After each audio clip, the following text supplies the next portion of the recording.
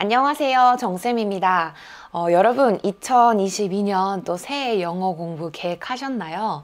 우리 항상 계속 1월만 되면은 사실은 상담도 제일 많이 오고, 뭔가 수강생도 가장 많은 달인 것 같아요. 그만큼 새해 계획들을 많이 하고 계신다는 거겠죠. 근데 우리가 기초영문법 책을 한 권을 사서 이걸 끝내야겠다라고 하는 분들도 계실 거고, 아니면 원서 하나를 선정해서 내가 이것만은 꼭 상반기 때 다 읽겠다 이렇게 다짐하는 경우들이 있을 거예요. 근데 여러 가지 나의 개인적인 일도 있을 거고, 너무 어려워서도 있을 거고, 다양한 이유들로 결국 실패하는 분들이 많으시죠. 사실 제가 운영하고 있는 스터디도 짧게는 7주, 그리고 길게는 12주까지 해서 2달, 3달 정도씩 이렇게 한 스터디를 운영하고 있는데요. 그러다 보니 중간에 사실은 사라지시는 분들이 꽤 많이 있습니다. 자, 여러분, 우리가 성공적인 영어 공부를 하려면 도대체 무엇을 해야 될까요?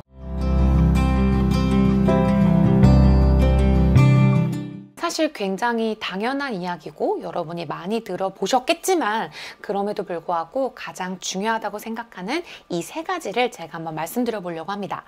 먼저 첫 번째는 꾸준함이 가장 중요합니다. 우리가 운동을 하거나 이제 다이어트를 할 때, 저도 사실 어렸을 때부터 다이어트를 많이 했지만 뭔가 식단을 이제 갑자기 음식량을 줄인다던가 아니면은 운동의 양을 갑자기 늘린다던가, 즉 내가 평소에 하지 않았던 그런 행동들을 갑자기 하면 물론 살이 빠지긴 하지만 그게 오래 갈까요? 저는 오래 못 가는 것 같더라고요. 결국에는 지치게 되고 순간적인 좀 이렇게 충동적으로 하는 거다 보니까 그게 습관이 되지는 않는 것 같아요.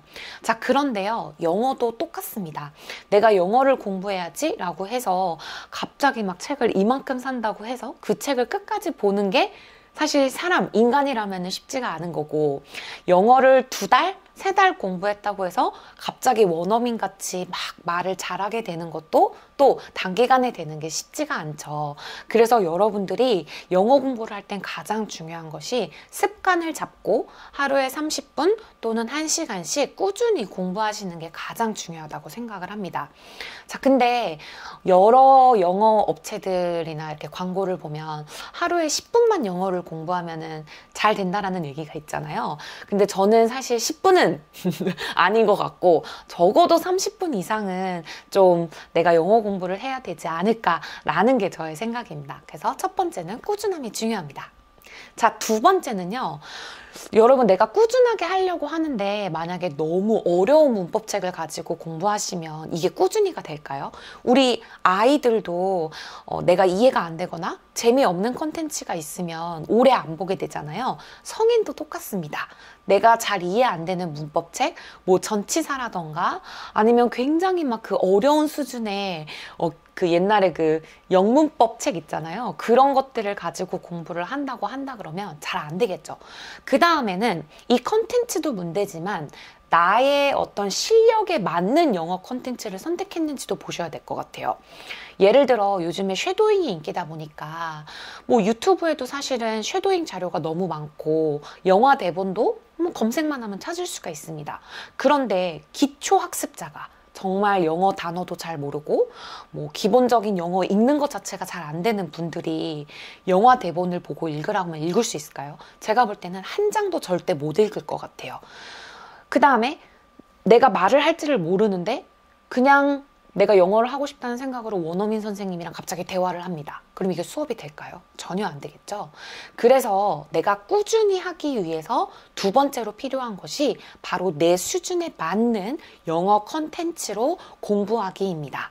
이게 어느 정도 여러분 딱 알맞은 컨텐츠가 잡히잖아요? 그럼 3개월, 6개월 공부하는 거는 정말 쉽게 하실 수가 있을 거예요. 근데 내 수준이 어떤지, 그 다음에 그 수준의 어떤 컨텐츠를 골라야 되는지겠죠. 제가 이 부분은 다음 영상을 통해서 말씀을 드려볼게요.